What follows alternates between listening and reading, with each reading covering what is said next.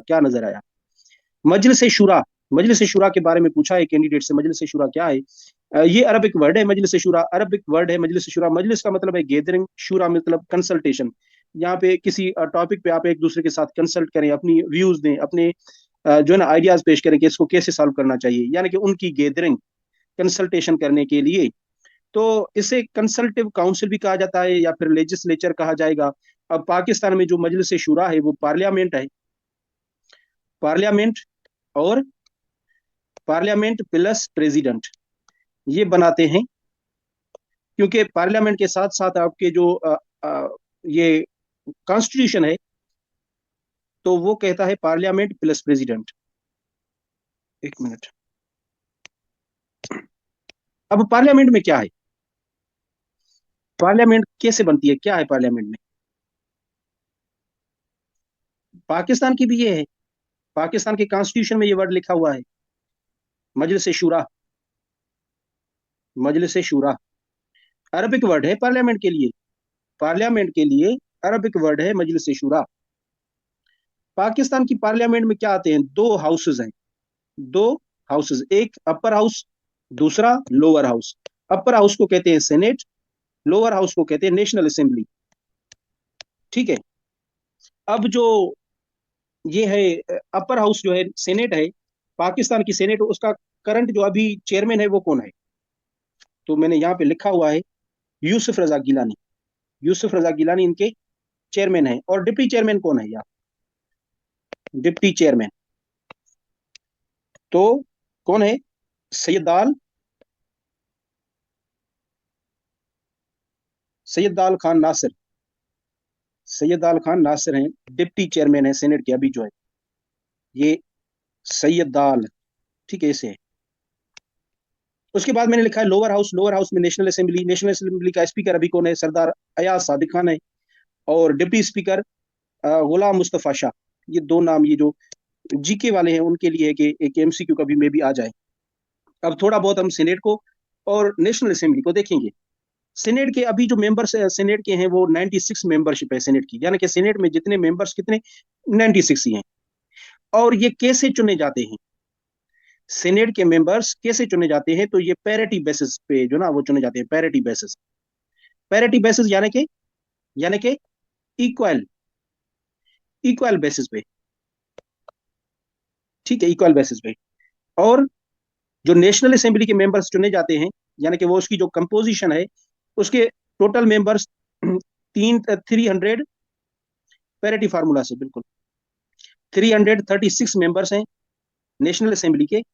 और ये population based होती है, यानी कि अगर पंजाब प्रोविंस की पॉपुलेशन ज्यादा है तो इसमें नेशनल असेंबली में सीट्स भी उसकी ज्यादा होंगी। अगर बलोचिस्तान की पॉपुलेशन सबसे कम है तो सीट्स भी उनकी कम होगी। नेशनल असेंबली में पॉपुलेशन बेसिस पे सीट्स दी गई हैं, और सेनेट में पैरिटी बेसिस यानी कि इक्वालिटी, सारों को एक जैसी, एक जितनी। इसमें एक वो था, शायद मैंने नहीं लगाया ना, वो टेबल था, बहुत अच्छा टेबल था, डाउनलोड किया था। मैं ग्रुप में वो शेयर कर देता हूँ, सेनेट की भी और नेशनल असेंबली की भी। उसमें बताई गई है कि पंजाब की, सिंध की, बलूचिस्तान की कितनी कितनी सीट्स हैं, वो भी आपने नोट करनी है। और नेशनल असेंबली में भी सारे प्रोविंसेस की वो लिखी हुई है, टेबल में पेश करूंगा, वो चार्ट है, वो चार्ट आप उसको देख लीजिएगा। अब जो सेनेट में फीमेल की, ये अक्सर आता है क्वेश्चन के, फीमेल की कितनी सीट्स हैं? तो वो 17 है। नॉन मुस्लिम यानी कि मिनोरिटी की सीट्स कितनी है? वो 4 है। टेन्योर कितना होता है, अगर कोई मैं सेनेटर बन जाऊं तो मैं कितने सालों तक सेनेटर रहूंगा? ठीक है, मैं कितने सालों तक सेनेटर रहूंगा? 6 ईयर्स, ये यहाँ पे लिखा हुआ है, 6 ईयर्स। अगर मैं नेशनल असेंबली का बन जाता हूँ, एमएनए बन जाता हूँ, member of national assembly, MNA, तो मैं कितने सालों तक रहूंगा?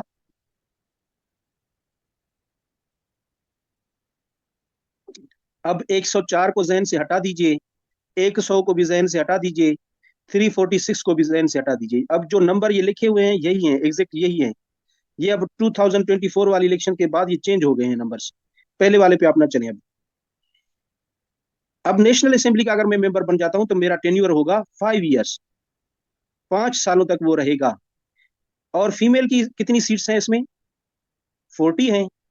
नॉन मुस्लिम की कितनी है, वो माइनॉरिटी की सीट्स इसमें? मंसूर ये बताइए, मैंने वो शायद नोट नहीं किया। नेशनल असेंबली में उसकी नॉन मुस्लिम्स की कितनी है? इसमें तो 4 है, तो यहाँ पे 10 है, 10 आई थिंक, 10। 10 है ना, मुझे कंफर्म कीजिएगा, 10 है। नेशनल असेंबली में 10 है, हाँ। चलिए आगे देखते हैं अब नीचे देखें।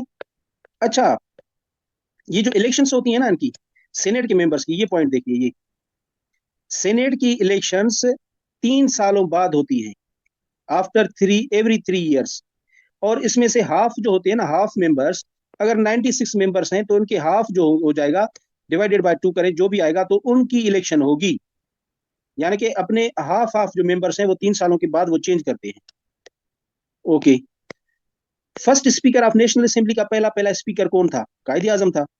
First female speaker of national assembly कौन सी थी? फहमीदा मिर्जा, 2008 में।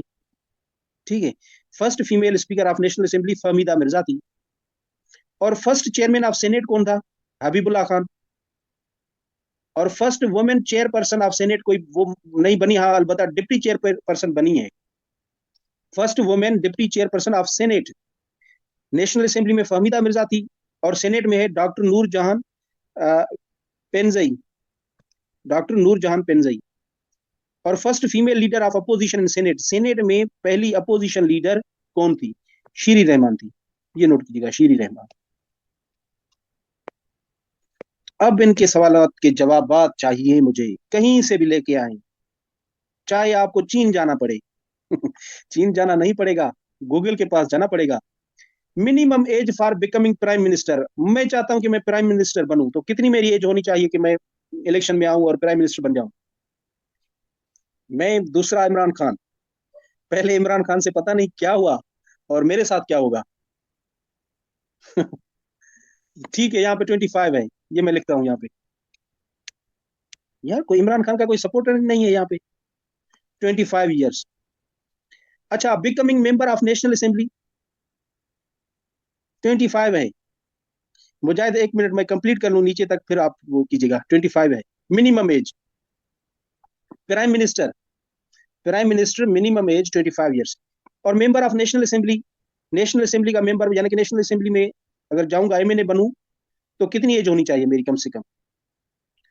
उसकी भी 25 है। ये दो हो गए। 25, ठीक है।